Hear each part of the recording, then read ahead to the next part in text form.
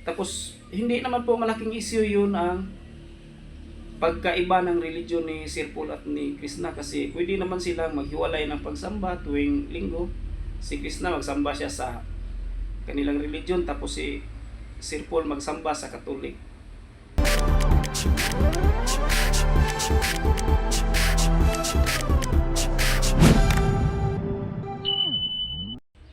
Hello mga Crispaw Fanatics, kumusta po kayo dyan? Kumusta po kayo mga OFW dyan?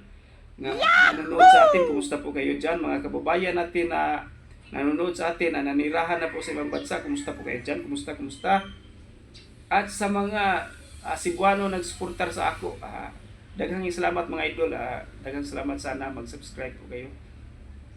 At sa mga Tagalog, mga ibang lingwahe na nakatira dito sa ating bansa, maraming salamat sa palagi niyong pagsuporta po mga idol.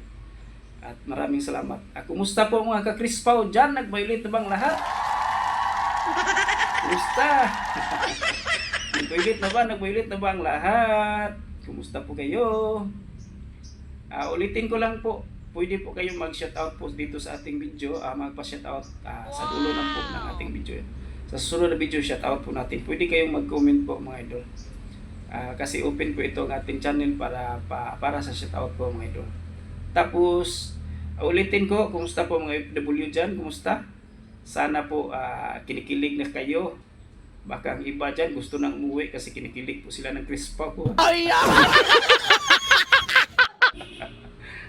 At sa mga kababayan natin dyan na mga naninirahan na po sa ibang bansa na palagi nakasubaybay po ng Crispaw, maraming salamat po sa suporta, at sana po subscribe nyo ang channel ko mga idol.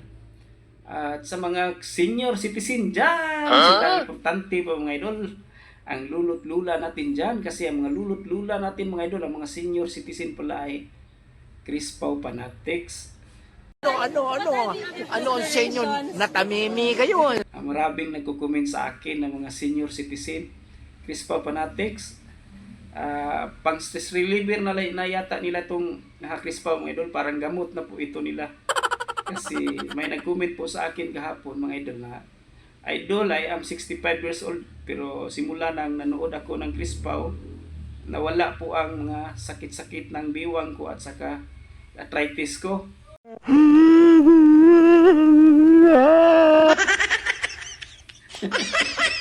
Ala, parang gamot yata itong Crispaw mga idol, or si idol, mga parang gamot, parang ipikasin na yata ito ng pang stress reliever na pang pain reliever po na nila.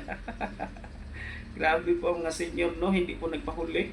At meron pang isang nag-comment po sa akin mga idol kahapon na natawa ko, na sabi niya, "Idol, I am 71 years old from Quezon. Para pong matagal na po akong byuda. Tapos simula nang nood ako ng Crispaw, parang gusto ko na ding magkasyuta."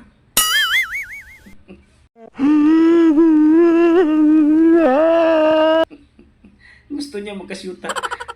Si Lula, "Huwag ka na lang magsyuta-syuta Lula, baka mabinat ka." At saka bawal na pong magbuntis sa inyo Lula, kasi 71 years old ka na. Di na pwede, di na. Kasi pag nasisaryan ka, bawal na po, hindi ka natanggapin ng doktor kasi expired na po ang matris nyo. Lola, manood na lang tayo ng Crispaw Lola. Huwag ka na lang mag-isip na mag-asawang muli, ha? Kasi bawal na po sa edad. Manood na lang tayo ng Crispaw. Para pawala daw sa ating mga sakit-sakit ng kasukasuhan po mga idol. Parang pain reliever na po ng mga senior ang Crispaw mga idol. Reaction video ko lang po mga idol sa tungkol po sa may nag-comment sa akin. Hindi naman po siya basher. Tapos sabi niya na, "Idol, baka hindi po magkatuluyan sila si Sir Paul kasi sa kanilang religion, iba't iba po silang religion." Hindi naman po siguro malaking issue ang religion yun mga idol. Kasi sa napanood ko, parang si Krishna ay isang Christian born again yata. Comment lang po kung ano po ang religion ni Krishna. Pero para sa akin, parang Christian yata si Krishna, hindi po siya Katolik. Tapos si Sir Paul ay pure Catholic po siya kasi nakita naman natin sa kanilang pamilya kasi ano po sila kanang yung kinasal si PBONJ, kinasal PBONJ, nakita natin na sa Catholic Church po siya kinasal. Tapos sinasabi din ni Sir Paul na Catholic po siya, pero hindi po malaking issue yun kasi marami namang same religion po, same religion na kinasal, tapos walang 2 buwan, walang 3 buwan nagkahiwalay kasi hindi po nagkaintindihan. Importante mga idol, nagkaintindihan ng isa't isa. Excuse me. Kasi meron namang mga couple na iba't ibang religion pero na tumatagal ang kanilang relasyon. Tapos meron pa nga dito sa amin, meron dito sa amin example ko lang. Di ko lang ang pangalan nila. Isang pamilya po, iba't ibang religion kasi ang kanilang ama ay isang Katolik, tapos ang ina, Iglesia ni Cristo, tapos yung mga anak, Baptist ata ang mga anak. Pero wala namang gulo sa kanilang pamilya. Walang debate, walang peaceful naman sila. Kasi ang kanilang origin po na religion ay Katolik, pero nag-transfer po ang asawa at ang mga anak. Tapos ang kanilang ama hindi po nag-transfer kasi origin po daw nila sa kanilang ninuno ang Katolik po. Tapos hindi naman po malaking issue yun ang pagkaiba ng religion ni Sir Paul at ni Krishna kasi pwede naman silang maghiwalay ng pagsamba tuwing linggo. Si Krishna magsamba siya sa kanilang religion, tapos si Sir Paul magsamba sa Katolik. Ganon lang po pag pwede sila mag-usap, mag-usap sila na pwedeng may mag-transfer sa kanila. Pwede si Krishna mag-transfer sa Katolik or pwede si Sir Paul mag-transfer sa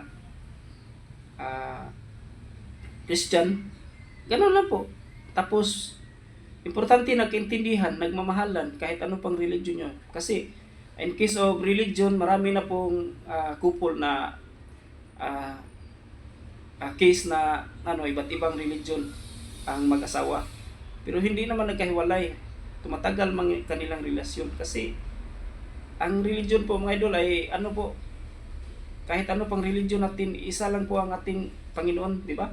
Si Jesucristo lang po. Tapos kahit ano pang religion natin, isa lang po ang layunin natin. Ang Panginoon natin, isa lang po. Kahit ano.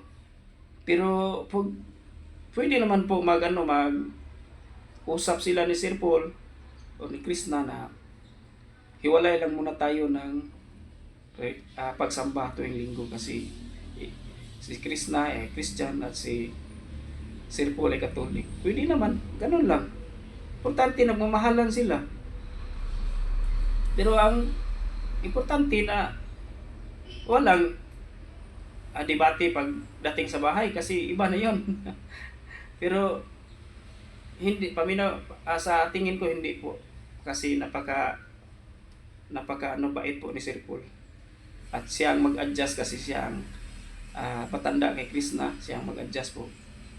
Pwede naman ang pag-usapan na pwede pong may mag-transfer po sa kanila ng kanilang religion. Ganun lang po kadali kasi about sa religion, kahit ano pang religion natin, si Jesus Christ pa rin ang ating Panginoon, di ba? Ganun lang po. Kasi may freedom of religion tayo dito sa Pilipinas. Hindi po katulad ng ibang bansa na hindi walang freedom ang kanilang religion kasi bawal. Pero dito sa atin kahit anong religion natin walang manggulo sa atin, lalo't na sa gobyerno kasi may freedom tayo dito. Ganun lang po mga idol.